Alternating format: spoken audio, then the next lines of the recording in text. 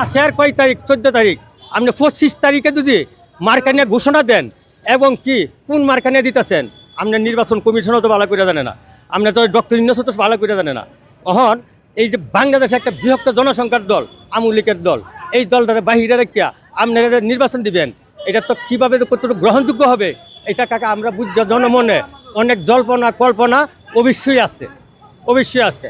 আমরা মনে করেন যে এই নির্বাচন গ্রহণযোগ্য আমরা নিলাম না, আমরা এই নির্বাচন এটা আমরা করুম না, আমরা এই নির্বাচন যাবো না, পাতানো নির্বাচন এই শেখ হাসিনার দল থাকবে এবং কুনিরে নিয়ে নির্বাচন করবে আওয়ামী লীগেই। আবার এই নির্বাচন সবচেয়ে বেশি মনে করে পরিচালনা করবে, আমি বলে দিলাম।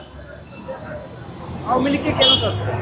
উনি তো কাজ করছে, উনি গরিব দুঃখী মিনতি মাটিও মানুষের সাথে উনি অনেকভাবে মনে করেন সকল ধর্ম নিয়ে বাড়াবাড়ি কন্যা সকল জাতি ধর্ম নিয়ে ঐক্যবদ্ধভাবে উনি মানুষের এটা মনে করেন